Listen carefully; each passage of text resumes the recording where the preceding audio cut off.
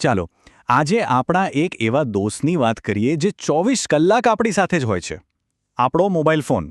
એ આપણને આખી દુનિયા સાથે જોડી રાખે છે. પણ શું ક્યારે એવું લાગ્યું છે કે એ જ ફોન આપણને આપણી આસપાસના લોકોથી જ દૂર કરી રહ્યો છે? આવો આજે આ જ કનેક્શન પેરાડોક્સ એટલે કે જોડાણના વિરોધાભાસને જરા ઊંડાણથી સમજીએ. આ વાક્ય પર જરા ધ્યાન આપીએ. કેટલી વિચિત્ર પણ સાચી વાત છે ને? એક ક્લિકમાં આપણે હજારો કિલોમીટર દૂર બેઠેલી વ્યક્તિ સાથે વાત કરી શકીએ છીએ, પણ એ જ વખતે કદાચ આપણી બાજુમાં બેઠેલી વ્યક્તિ સાથે એક શબ્દ પણ નથી બોલતા. આજે આપણે આ જ ગૂંચવણને ઉકેલવાનો પ્રયત્ન કરવાના છીએ. અને આ સવાલો કોઈ એક વ્યક્તિના નથી. આજના ડિજિટલ સમયમાં રહેતા લગભગ દરેકના મનમાં ક્યારેક ને ક્યારેક તો આવતા જ હોય છે. અહીં આપણો હેતુ ટેકનોલોજીનો વિરોધ કરવાનો નથી, બિલકુલ નહીં.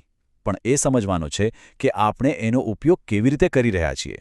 અને એની આપણા સંબંધો પર, આપણી માનસિક શાંતિ પર શી અસર પડી રહી છે. ચાલો સાથે મળીને આના જવાબો શોધીએ. તો આજે એકલતાની લાગણી છે એ આવે છે ક્યાંથી? એ આવે છે ડિજિટલ જોડાણના એક ભ્રમમાંથી. આપણે સમજવું પડશે કે ઓનલાઈન વાતચીત અને વાસ્તવિક જોડાણ આ બંને વચ્ચે બહુ મોટો તફાવત છે. દેખાવમાં ભલે સરખા લાગે, પણ એની જે અસર છે ને એમાં જમીન આસમાનનો ફરક છે. ડિજિટલ ક્રિયાપ્રતિક્રિયા એટલે શું? સીધી ભાષામાં કહીએ તો કોઈની પોસ્ટ પર લાઇકનું બટન દબાવી દેવું, એકાદ નાની કોમેન્ટ કરી દેવી કે પછી કોઈ મેસેજ ફોરવર્ડ કરી દેવો. આ બધું ખૂબ જ ઝડપી અને સરળ છે, પણ એમાં ભાવનાઓનું ઊંડાણ નથી હોતું. એ એક પ્રકારનો વ્યવહાર છે જેમાં સાચી લાગણીઓની આપલે ભાગ્યે જ થાય છે. હવે એની સરખામણી કરીએ વાસ્તવિક જોડાણ સાથે. જ્યારે આપણે કોઈ મિત્ર સાથે રૂબરૂ બેસીને વાત કરતા હોઈએ ત્યારે ફક્ત શબ્દોની આપલે નથી થતી. આપણે એના હાવભાવ જોઈએ છે, એની આંખોમાં રહેલી લાગણી અનુભવીએ છીએ અને સૌથી અગત્યનું એની હાજરીનો અહેસાસ કરીએ છીએ. આનાથી જ સહાનુભૂતિ અને સાચી સમજણ જન્મે છે, જે મજબૂત સંબંધોનો પાયો છે. આ જુઓ, આ સ્લાઇડ ડિજિટલ અને વાસ્તવિક દુનિયા વચ્ચેનો ફરક એકદમ સ્પષ્ટ બતાવે છે. એક તરફ ડિજિટલ લાઇક્સની ભીડ છે, તો બીજી તરફ કોઈના ચહેરા પર આવેલું સાચું સ્મિત છે. ઓનલાઈન હજારો ફોલોઅર્સ કદાચ આપણને લોકપ્રિય હોવાનો અહેસાસ કરાવે, પણ શું એ એક સાચા મિત્રની ખોટ પૂરી કરી શકે છે? બસ આ જ તો ડિજિટલ દુનિયાનું ભ્રમ છે. એ જોડાણનો આભાસ કરાવે છે, પણ હકીકતમાં આપણને વધારે એકલા પાડી દે છે. પણ આ ડિજિટલ અને વાસ્તવિક દુનિયાનો તફાવત સમજવો આટલો બધો જરૂરી કેમ છે? કારણ કે એની સીધી અસર આપણા માનસિક સ્વાસ્થ્ય પર, આપણી ખુશી પર પડે છે. ખાસ કરીને યુવાનો અને વિદ્યાર્થીઓ માટે આ સંતુલન જાળવવું ખૂબ જ જરૂરી છે. ચાલો જોઈએ કેવી રીતે. બાળ મનોવિજ્ઞાનની દૃષ્ટિએ જોઈએ તો દરેક માણસની કેટલીક મૂળભૂત જરૂરિયાતો હોય છે, જેમ કે સહાનુભૂતિ એટલે કે બીજાની લાગણી સમજવાની શક્તિ, આપણાપણું એટલે કે કોઈની સાથે જોડાયેલા હોવાનો અહેસાસ, અને આત્મમૂલ્ય એટલે કે પોતાની જાત માટે સન્માન. આ બધા ગુણો ફિલ્ટર લગાવેલી ઓનલાઈન પ્રોફાઇલ્સ જોઈને નહીં, પણ વાસ્તવિક અને જેન્યુન માનવ સંબંધોમાંથી જ વિકસે છે.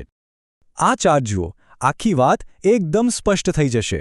વાસ્તવિક જોડાણનો જે બાર છે એ કેટલો ઊંચો છે, એ હંમેશા આપણી સુખાકારી પર સારી અસર કરે છે, જ્યારે ડિજિટલ ક્રિયાપ્રતિક્રિયાનો બાર ઉપર નીચે થયા કરે છે.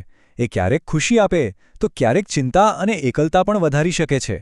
મતલબ સાફ છે, આપણી સાચી ખુશીનો આધાર તો વાસ્તવિક સંબંધો જ છે.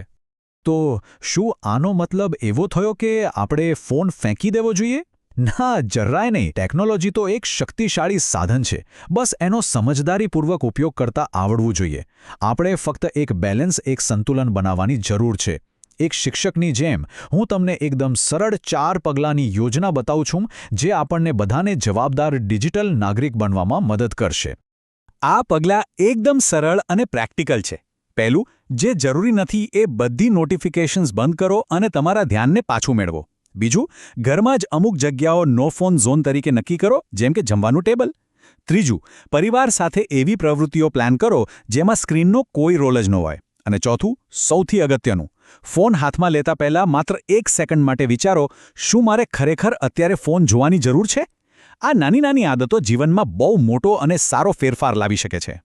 હવે આ વાત ખાસ કરીને માતાપિતા માટે. આજના ડિજિટલ સમયમાં બાળકોને ફક્ત સલાહની જ નહીં, પણ એક સારા ઉદાહરણની પણ જરૂર છે. તો ચાલો જોઈએ કે આ ખૂબ જ મહત્વપૂર્ણ ભૂમિકા આપણે કેવી રીતે સારી રીતે ભજવી શકીએ. જો સૌથી અગત્યની વાત છે કે આપણે પોતે એક ઉદાહરણ બનીએ. જો આપણે જમતી વખતે ફોન વાપરીશું તો બાળકો પણ એ જ શીખશે. પરિવાર માટે કંઈક એવી પરંપરાઓ બનાવી શકાય જ્યાં ટેકનોલોજીને કોઈ સ્થાન જ ન હોય. બાળકો સાથે તેમના ઓનલાઈન જીવન વિશે એક મિત્રની જેમ વાત કરીએ, કોઈ જજની જેમ નહીં. અને હા, એમને એવા શોખ માટે પ્રોત્સાહિત કરીએ જે તેમને સ્ક્રીનથી દૂર લઈ જાય. અને છેલ્લે, એક વાત હંમેશા યાદ રાખીએ. સમસ્યા ટેકનોલોજીમાં નથી, પણ આપણે એનો ઉપયોગ કેવી રીતે કરીએ છીએ એમાં છે. આપણો ધ્યેય ટેકનોલોજીને જીવનમાંથી કાઢી નાખવાનો નથી, પણ એને આપણું એક સાધન બનાવવાનો છે, માલિક નહીં. આપણે એના માસ્ટર બનવાનો છે, ગુલામ નહીં.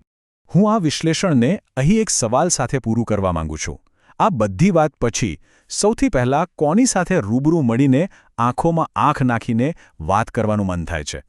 આપણું આગામી વાસ્તવિક ઊંડું જોડાણ કોની સાથે હશે? જરા વિચારજો.